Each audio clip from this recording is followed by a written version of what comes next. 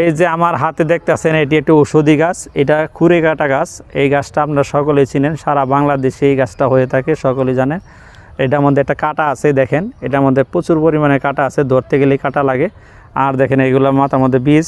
এখন এগুলো সম্বন্ধে আসবো না, আসতেছি আমার ঔষধি গুণ নিয়ে। যেসব মা ও বোনেরা ও ভাই চাচারা আপনারা প্রস্রাবের জ্বালাপোড়া নিয়ে ভুগতেছেন, তাদের জন্য এটা উপকারী একটি ওষুধ। কী ওষুধ, কেমনে খাবেন, এইটা বিষয়টা আমি বলে দিতেছি, আবার নতুনত্ব করে আনতেছি বিষয়টা। এই দেখেন এই গাছের যে গুঁড়া, এই গুঁড়াটা কাটবেন, সকালে খালি পেটে ছেঁচে 1 কাপ পরিমাণ খাবেন, ইনশাল্লাহ আপনার প্রস্রাবের জ্বালাপোড়া ভালো হয়ে যাবে। ডাক্তারের কাছে যাইতেছেন, অনেক চিকিৎসা করতেছেন, ইনশাল্লাহ আপনার ভালো হচ্ছে না। ওষুধ খান, 2 দিন ভালো যায় আবার সেই, 2 দিন ভালো যায় আবার সেই, মানে রিপিট হচ্ছে, কখনো হাইরাতেরা ভালো হচ্ছে না।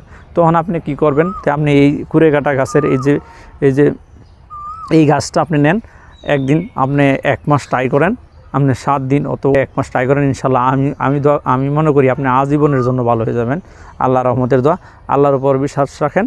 আল্লাহ এই গাছগাছরা দিয়েছে, আল্লাহ এই গাছগাছরার মধ্যে ঔষধি গুণ দিয়েছে, এমনকি পবিত্র কোরআনেও আছে।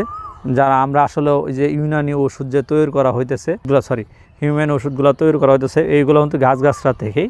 তাহলে আমরা ইউনানি ওষুধের যদি আমরা দিকে যাই দিলি, তাহলে এই গাছের যদি আমরা গুঁড়া আমরা ছেঁচে খাই, ইনশাল্লাহ আমাদের জ্বালাপোড়া ভালো হয়ে যাবে, প্রস্রাবের জ্বালাপোড়া থাকবে না ইনশাল্লাহ।